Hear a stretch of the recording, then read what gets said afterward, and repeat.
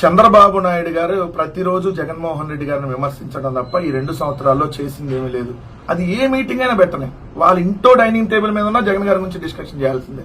Cabinet meeting అయినా, ఏదైనా అధికారులతో సమావేశమైనా, ఢిల్లీ పోయినా, డల్లాస్ పోయినా, దావోస్ పోయినా, ఎక్కడికి పోయినా జగన్మోహన్ రెడ్డి గారి మీద విమర్శలు చేయాలి, వైఎస్ఆర్ కాంగ్రెస్ పార్టీ మీద విమర్శలు చేయాలి. అంటే ఎంత జగన్ అనేటటువంటి భయం చంద్రబాబు నాయుడు గారికి ఎలా పట్టుకుందంటానికి ఇది ఒక ఉదాహరణ. జగన్ నామస్మరణ లేదే వీళ్ళకి పూట గడవదు. ఇక్కడ చూడండి, వైసీపీ కొత్త డ్రామా అంట. ఆంధ్రజ్యోతి హెడ్డింగ్ పెట్టి, అంటే చంద్రబాబు నాయుడు అన్నాడంట, మొన్న 3 రాజధానులు, నిన్న మావిగన్ మాట, నేడు అమరావతి పరిరక్షణ. ఇవన్నీ ఆంధ్రప్రదేశ్కి సంబంధించినగా. మొన్న 3 రాజధానులు అన్నా అది రాష్ట్ర ప్రయోజనాల కోసమేగా. ఈ రోజు మావిగన్ అన్నా రాష్ట్ర ప్రయోజనాల కోసమే కదా. రాష్ట్రానికి గ్రోత్ ఇంజిన్ మావిగన్నే కదా. మచిలీపట్నం, విజయవాడ, గుంటూరు కారిడారే కదా. అమరావతి అనేది అతి పెద్ద గుదిబండే కదా రాష్ట్రానికి. మీరు వేస్తున్నటువంటి రియల్ ఎస్టేట్ వెంచర్ అది. మీరు ఇప్పుడే రానిట్లేదు అక్కడికి, వీసా తీసుకొని వెళ్ళాలంటున్నారు. ఇంక రేపొద్దున పరిస్థితి ఏంటి? ఇప్పుడు అమరావతి పరిరక్షణ అంట. ఎస్, అమరావతి పరిరక్షణ అంటే ఆంధ్రప్రదేశ్ పరిరక్షణే. అమరావతి కాదు, ఈ ఆంధ్రప్రదేశ్ లో ఇచ్చాపురం నుంచి కుప్పం వరకు ఎక్కడ ఏ చిన్న ఇబ్బంది ఎవరికి కలిగినా అండగా నిలబడింది వైఎస్ఆర్ కాంగ్రెస్ పార్టీ. వాళ్ళ తరపున పోరాడింది వైఎస్ఆర్ కాంగ్రెస్ పార్టీ. పోరాటాలతో ఏర్పడింది వైఎస్ఆర్ కాంగ్రెస్ పార్టీ. అది అమరావతి, లేదంటే ఉత్తరాంధ్ర, లేదంటే రాయలసీమ, ఎక్కడ ఏ ప్రాంతంలో రైతులా, లేదంటే స్టూడెంట్సా, లేదంటే మహిళల, లేదంటే ఉద్యోగస్తుల, లేదంటే యువత, ఎవరి తరపున ఏ కష్టం వచ్చినా ఎస్ ఖచ్చితంగా మేము నిలబడతాం. మీలాగా డ్రామాలు ఆడం, ఖచ్చితంగా నిలబడతాం. కాబట్టి ఈరోజు మేమంటే మీకు భయం ఏర్పడతా ఉంది. ద్వంద్వ విధానాలకు ప్రజలకు చెప్పండి. అధికారం కోసం ఎంతకైనా తెగించే పార్టీ. అధికారం కోసం ఎవరి దగ్గరికి వెళ్లి ఎట్లాంటి లత్కోర్పలైనా చేసేటటువంటి వ్యక్తులు ఎవరు? చంద్రబాబు నాయుడు గారు. మీరు కాదా? మీకు ఎలా వచ్చింది అసలు అధికారం? ఒకసారి ఈవీఎంలను మేనేజ్ చేయటం, ఒకసారి పిల్లనిచ్చినటువంటి మామకి వెన్నుపోటు పడిచి లాక్కోవటం, ఇంకోసారి ఏదైతే వాజ్పేయి గారి హవా నడవటం, ఇంకోసారి మోడీ హవా నడవటం. ఈ 4 సార్లు మీకు అధికారం ఎలా వచ్చింది? ఇలా వచ్చింది. ఒక్కసారన్నా మీరు సింగిల్ గా ఏదైతే అడ్డదారులు కాకుండా ఎస్ నన్ను చూసి ఓటు అడిగి వేసారు ప్రజలు అంటానికి ఒక్క రోజున ఉన్నారు. మీరు 4 సార్లు గెలిచింది ఇలానే. ఓసారేమో పిల్లనిచ్చిన మామకి లాక్కొని, ఇంకోసారి నెక్స్ట్ వాజ్పేయి గారి హవా, దాని తర్వాత మళ్ళీ మోడీ గారి హవాలో, దాని తర్వాత ఈవీఎంలు, దొంగ హామీలు, ఇలా మీరు గెలిచి మీరు మాట్లాడితే ఎలా? అధికారం కోసం ఎలాంటి గడ్డైనా తినేటటువంటి పార్టీ మీది, ఎవడి కాళ్ళైనా పట్టుకునేటటువంటి పార్టీ మీది. కానీ అధికారం కోసం ఏ రోజు అరువులు చాచలా. అధికారం ముఖ్యం కాదు, ప్రజలకు ఇచ్చినటువంటి మాట ముఖ్యం అని చెప్పి ఎలాగోలా గెలవాలని ఏ రోజు మేము ప్రయత్నించలా.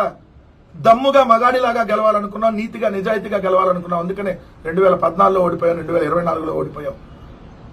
సో ఓటమి గెలుపు రాజకీయాల్లో సహజం. కానీ విలువలు ఉండాలి, విశ్వసనీయత ఉండాలి. ఎస్ ఫలానా వాడు మా నాయకుడని మేము ఇలా కాలర్ పైకెగరేసి ఈ రోజు చెప్పగలుగుతున్నామంటే జగన్మోహన్ రెడ్డి గారికి ఉన్నటువంటి ఏదైతే గొప్పతనం, జగన్మోహన్ రెడ్డి గారు లాంటి లీడర్ ఇంకెప్పుడు మీరు భవిష్యత్తులో కూడా అంత గొప్ప నాయకుడు నాయకత్వంలో మేమందరం పనిచేస్తున్నాం. అది మేము వైఎస్ఆర్ కాంగ్రెస్ పార్టీ అని ఇలా కాలర్ పైకెగరేసి చెప్పగలం. చంద్రబాబు నాయుడు గారు, మీ నాయకులు, మీ కార్యకర్తలు చెప్పానండి, మా బతుకులు, మీ బతుకులు ఎలాంటి బతుకులో, ఏ పార్టీ మద్దతు లేకపోతే గెలవలేనటువంటి బతుకులు అని చెప్తారు వాళ్ళు. ఇప్పటికీ కూడా మీరు 50 సంవత్సరాలు అవుతుంది రాజకీయాల్లోకి, రేపు వచ్చే 2 సంవత్సరాలు పోతే ఇప్పటికీ సింగిల్ గా పోటీ చేసి గెలవలేరు. అది మీ బతుకు. రైతుల పరామర్శలో రౌడీ షీటర్లు ఎందుకు? ఎవడు రౌడీ షీటర్? పానుగంటి చైతన్య మా పార్టీకి సంబంధించినటువంటి విద్యార్థి విభాగం రాష్ట్ర అధ్యక్షుడు. ఎస్, ఆర్య వైశ్య సామాజిక వర్గానికి సంబంధించినటువంటి ఒక యువకుడిని పట్టుకొని రౌడీ షీటర్ అంటావా నువ్వు? అంటే వైశ్య సామాజిక వర్గంలో ఉన్నటువంటి యువకులు రాజకీయాల్లో ఉంటే నీకు వాళ్ళు రౌడీలా? రౌడీ షీటరా మీకు? ఒక పార్టీకి, అది కూడా ప్రతిపక్ష పార్టీగా ఈరోజు 40% ఓటింగ్ ఉన్నటువంటి పార్టీకి విద్యార్థి విభాగం లాంటి కీలక విభాగానికి అధ్యక్షుడిగా ఉన్నటువంటి మా పానుగంటి చైతన్యాన్ని నువ్వు రౌడీ షీటర్ అంటావా? అంటే నీకు వైశ్య సామాజిక వర్గం వాళ్ళు రాజకీయాల్లో ఉంటే నీకు వాళ్ళు రౌడీలా? ఎంత దారుణంగా చంద్రబాబు నాయుడు గారు తెలుగుదేశం బిహేవియర్ ఉందో ఒకసారి గమనించండి. క్రిమినల్ పార్టీ రౌడీజాన్ని నమ్ముకుంది. పవన్ పై విమర్శలను తిప్పికొట్టండి. శుభకార్యాలకు వెళ్ళినా, పరామర్శలకు వెళ్ళినా గొడ్డల పార్టీ నేతలు వెంట రౌడీ షీటర్లు ఉండాల్సిందే. ఎవరిది గొడ్డల పార్టీయో, ఎవరిని రేపొద్దున ఆ గొడ్డలితో ఆ ప్రభుత్వాన్ని ప్రజలు తెగ నరుకుతారో భవిష్యత్తులో చూద్ది. కానీ చంద్రబాబు నాయుడు గారు, ముందుంది మీకు ముసళ్ల పండగ మీ ప్రభుత్వానికి. ఈయన ఒకడు వస్తాడు, ఖాళీగా ఉంటారు, ఈయన ఈయన కూర్చోబెట్టి ఈయన వెళ్ళి ప్రెస్ మీట్ పెట్టంగానే పొలవమని వస్తాడు. ఈయన పేరు బాలకోటయ్య, సంక్షేమ బోర్డు చైర్మన్. ఏం సంక్షేమ బోర్డు ఇచ్చారు ఈయనకి? అదేలే, సామాజిక సంక్షేమ బోర్డు చైర్మన్ పదవి ఇచ్చారు కదా. ఈయనకి ఇప్పుడు వచ్చి ఏదో ఒకటి వాగెళ్ళాలి. గోండాలను అడుగు పెట్టనీయం. ఎవడు గోండాలని? నువ్వు బిహేవ్ చేసే తీరు చూస్తే ఎవడు గోండా అంటారు? ఈయన గురించి టైం వేస్ట్లే కానీ ఈయన పెద్ద సీన్ లేదు. ఇంకోటి, దేశవ్యాప్తంగా వివిధ పుణ్యక్షేత్రాల్లో నదుల నుంచి పవిత్రమైన మట్టి నీళ్లు తీసుకొచ్చి ఈ ప్రాంతాన్ని పునీతం చేశాం. చెంబుడు నీళ్లు గుప్పెడు మట్టి మా మొహాన్ని ఇసిరేశారని ఆ రోజు సిగ్గు లేకుండా ఎట్లా చెప్పావు చంద్రబాబు నాయుడు గారు? అసలు నోరు తెస్తే ఒక్కరోజన్న ఖచ్చితమైన మాటలు ఉంటాయి అనేది కొద్దిగా సిగ్గు ఉండాలి కదా. అనితపై అమర్నాథ్వి అసభ్యకర వ్యాఖ్యలు. అవునా? ఇది మేకప్ అంటే అసభ్యకర వ్యాఖ్యల? మరి మీరు భారతమ్మ గారి గురించి, విజయమ్మ గారి గురించి ఇదే అనిత గారు మాట్లాడిన మాటలు అవి సభ్యకరమైన మాటలా, అసభ్యకరమైన మాటలా?